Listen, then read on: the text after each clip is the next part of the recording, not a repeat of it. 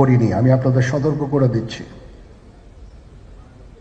আপনারা যদি নিজেদের মধ্যে ভেদাভেদ ভুলে একসাথে কাজ না করতে পারেন, নিজেরা যদি কাদা ছোড়াছুড়ি করেন, মারামারি কাটাকাটি করেন, এই দেশ এবং জাতির স্বাধীনতা সার্বভৌমত্ব বিপন্ন হবে।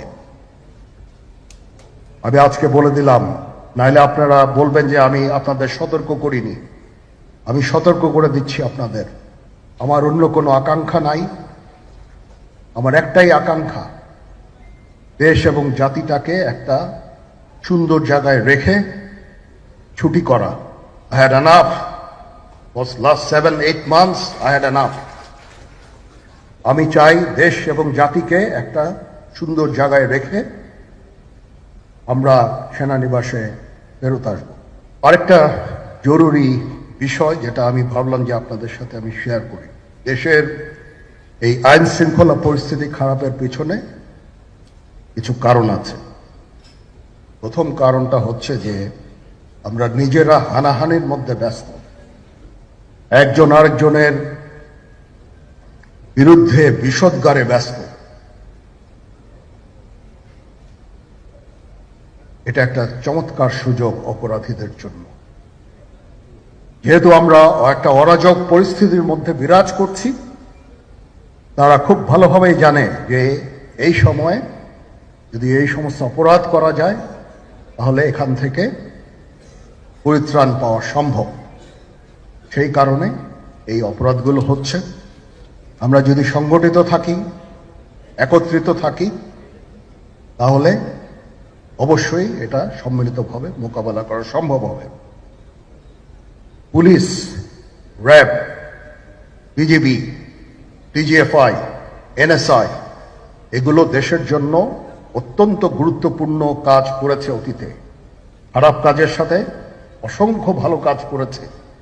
আজকে যে দেশের স্থিতিশীলতা, দেশটাকে যে এত বছর স্থিতিশীল রাখা হয়েছে, এটার কারণ হচ্ছে এই সশস্ত্র বাহিনীর বহু সেনা সদস্য, সিভিলিয়ান সবাই মিলে এই অর্গানাইজেশনগুলোকে, অসামরিক সামরিক সবাই মিলে এই অর্গানাইজেশনগুলোকে এফেক্টিভ রেখেছে। সেই জন্য আজকে সুন্দর, এতদিন ধরে আমরা একটা সুন্দর পরিবেশ পেয়েছি। এর মধ্যে যারা কাজ করেছে, যদি অপরাধ করে থাকে সেটার শাস্তি হবে, অবশ্যই শাস্তি হতে হবে, না হলে এই জিনিস আবার ঘটবে। আমরা সেটাকে বন্ধ করতে চাই চিরতরে, কিন্তু তার আগে মনে রাখতে হবে আমরা এমনভাবে কাজটা করব এই সমস্ত অর্গানাইজেশনগুলো যেন আন্ডারমাইন না হয়। আজকে পুলিশ সদস্য কাজ করছে না, এটা বিশাল বড় কারণ হচ্ছে অনেকের বিরুদ্ধে মামলা, অনেকে জেলে। RAB, BGB, DGFI, NSI panic, বিভিন্ন দোষারোপ, খুন ইত্যাদি তদন্ত চলছে। অবশ্যই তদন্ত হবে, দোষীদের বিচারের আওতায় আনতে হবে। এমনভাবে কাজটা করতে হবে যেন এই অর্গানাইজেশনগুলো আন্ডারমাইন না হয়। এই অর্গানাইজেশনগুলোকে যদি আন্ডারমাইন করে আপনারা মনে করেন যে দেশের শান্তি শৃঙ্খলা বিরাজ করবে, সবাই শান্তিতে থাকবেন, সেটা হবে না, সেটা সম্ভব না। আমি আপনাদের পরিষ্কার করে বলে দিচ্ছি, এই দেশের শান্তি শৃঙ্খলা রক্ষার দায়িত্ব খালি সেনাবাহিনীর না। 2 লক্ষ পুলিশ আছে, বিজিবি আছে, র্যাব আছে, আনসার বিডিপি আছে, আমার আছে হচ্ছে 30,000 সৈন্য। এদেরকে আমি এই যে একটা বিরাট ভয়েড, আমি এই 30,000 সৈন্য দিয়ে আমি কিভাবে এটা পূরণ করব? 30,000 থাকে, আবার 30,000 চলে যায় ক্যান্টনমেন্টে, আরো 30,000 আসে। এটা দিয়ে আমরা দিন রাত আমরা চেষ্টা করে যাচ্ছি। এখানে যে সমস্ত উচ্ছৃঙ্খল কাজ হয়েছে সেটা আমাদের নিজস্ব তৈরি, এটা আমাদের নিজস্ব ম্যানুফ্যাকচার, আমরা নিজস্ব এইগুলো তৈরি করেছি। এই বিপরীতমুখী কাজ করলে কেসে কখনো শান্তি শৃঙ্খলা আসবে না, এই জিনিসটা আপনাদের মনে রাখতে হবে। তদন্ত কমিশন হচ্ছে আবার আরেকটা, আমাদের সর্বদা আমরা চেষ্টা করব তদন্ত কমিশনকে সহায়তা করতে। যে ধরনের সাহায্য সহযোগিতার প্রয়োজন হয় আমরা করব। আমরা দেশে একটা ফ্রি ফেয়ার অ্যান্ড ইনক্লুসিভ একটা ইলেকশনের জন্য দিকে ধাবিত হচ্ছে এবং তার আগে যে সমস্ত সংস্কার করা প্রয়োজন অবশ্যই সরকার সেদিকে খেয়াল করবেন। আমি যতবারই ডক্টর ইউনূসের সাথে কথা বলেছি, he completely agrees with me. There should be free, fair and inclusive election, and that election should be within December or close to that. যেটা আমি এর প্রথমেই বলেছিলাম যে 18 মাসের মধ্যে একটা ইলেকশন। আমার মনে হয় যে সরকার সেদিকেই ধাবিত হচ্ছে। ডক্টর ইউনূস যথাসাধ্য চেষ্টা করে যাচ্ছেন এই দেশটাকে ইউনাইটেড রাখতে, কাজ করে যাচ্ছেন উনি। ওনাকে আমাদের সাহায্য করতে হবে, উনি যেন সফল হতে পারেন সেদিকে আমরা সবাই চেষ্টা করব। আমরা একসাথে ইনশাল্লাহ কাজ করে যাব। আসেন আমরা নিজেদের মধ্যে মারামারি কাটাকাটি না করে আমরা ইউনাইট আওয়ারসেলস, দেশ জাতি যেন একসাথে থাকতে পারি সেদিকে আমাদের কাজ করতে হবে।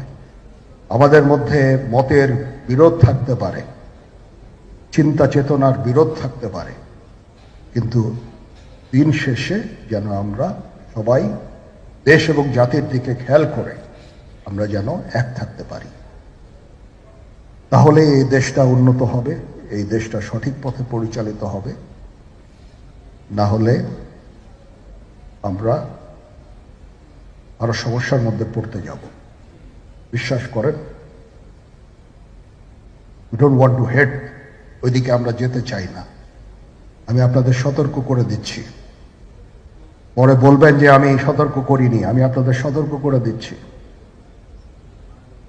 আপনারা যদি নিজেদের মধ্যে ভেদাভেদ ভুলে একসাথে কাজ না করতে পারেন, নিজেরা যদি কাদা ছোড়াছুড়ি করেন, মারামারি কাটাকাটি করেন, এই দেশ এবং জাতির স্বাধীনতা সার্বভৌমত্ব বিপন্ন হবে। আমি আজকে বলে দিলাম, নাইলে আপনারা বলবেন যে আমি আপনাদের সতর্ক করিনি। আমি সতর্ক করে দিচ্ছি আপনাদের। এই দেশ সুখে শান্তিতে থাকতে চাই, আমরা চাই না হানাহানি কাটাকাটি মারামারি। সেই উদ্দেশ্যে আমি কাজ করে যাচ্ছি, আমরা কাজ করে যাচ্ছি। আমাদের সেনাবাহিনীর প্রতি আক্রমণ করেন না। একটা কমন জিনিস আমি দেখতে পাচ্ছি, সেনাবাহিনী এবং সেনা প্রধানের প্রতি বিদ্বেষ কারো কারো। কি কারণে আজ পর্যন্ত আমি এটা খুঁজে পাইনি। আমরা হচ্ছে একমাত্র ফোর্স যেটা আপনাদের জন্য কাজ করে যাচ্ছি, দাঁড়িয়ে আছি প্ল্যাটফর্মে। Of course navy and air force, navy chief আবার মন খারাপ করে করছে, navy air force all, we all আমাদেরকে সাহায্য করেন, আমাদেরকে আক্রমণ করেন না,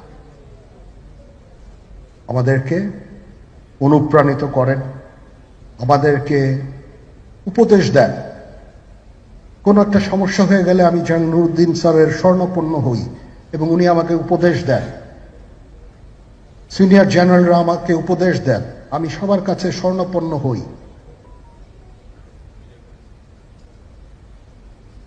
আমাদের প্রতি আক্রমণ করেন না, উপদেশ দেন। আমরা অবশ্যই ভালো উপদেশ গ্রহণ করব। আমরা একসাথে থাকতে চাই এবং দেশ এবং জাতিকে এগিয়ে নিয়ে যেতে